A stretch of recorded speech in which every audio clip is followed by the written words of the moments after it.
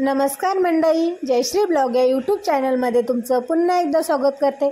तर आज आपण बनवतोय आमरस। आता आंब्याचा सीजन आहे तर आमरस हा झालाच पाहिजे ना, तर मग चला बनवूया। तर इकडे मी आंबे घेतलेले आहेत, हापूस आंबे, देवगड हापूस। तर इकडे मी 3 आंबे घेतलेले आहेत। आता आपण याला पाण्यामध्ये घालून घेऊया।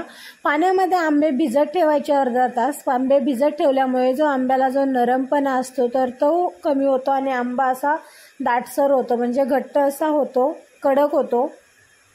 तर इकडे मी अर्धा तास पाण्यामध्ये भिजत ठेवलेले आहेत। आता आपण ह्याला स्वच्छ धुवून घ्यायचे आणि त्याचा जो रुचिक असतो तर तिथे वाटलं सर थोडासा आंबा दाबून घ्यायचा, त्याच्यामुळे पूर्ण असा रुचिक पण निघला जातो।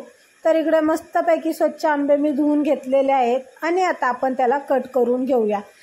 तर इकडे मी अशा प्रकारे त्याला कट करून घेतलेला आहे। आता आपण याला चाकूच्या साहाय्याने मधून बॉक्सेस करून घ्यायचे।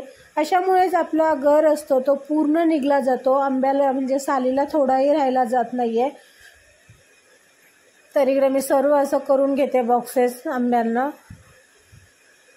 तर इकडे मी सर्व करून घेतलेले आहेत आणि आता आपण याला एका प्लेटमध्ये त्याचा गर काढून घेऊया।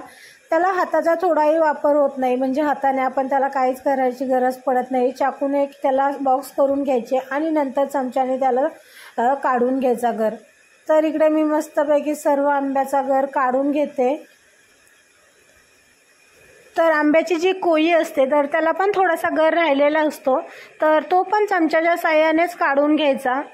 तर इकडे मी सर्व आंब्याचे मस्तपैकी गर काढून घेतलेला आहे। तर तुम्ही बघू शकता मस्तपैकी आपला इकडे गर काढून झालेला आहे।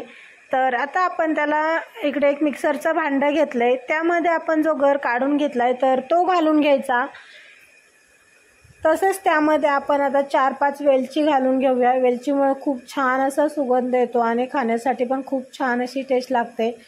तसेच तुम्हाला जसं गोड पाहिजे त्याच्यानुसार तुम्ही साखर घालून घेऊ शकता।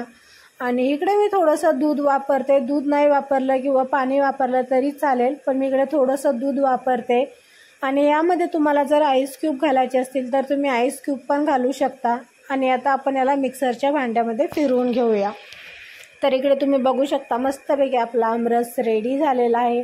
तुम्ही याला असं पण खाऊ शकता किंवा तुम्हाला जर जास्त घट्ट वाटत असेल तर तुम्ही त्यामध्ये थोडंसं पाणी घालू शकता।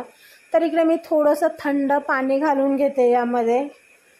तरी इकडे मी अर्धा ग्लास थंड पाणी घालून घेतलं आणि त्यालाही व्यवस्थित मिक्स करून घेतलं, कारण आमरस जास्त दाट म्हणजे घट्ट असेल तर त्याला खाण्याला काही मजा येत नाही।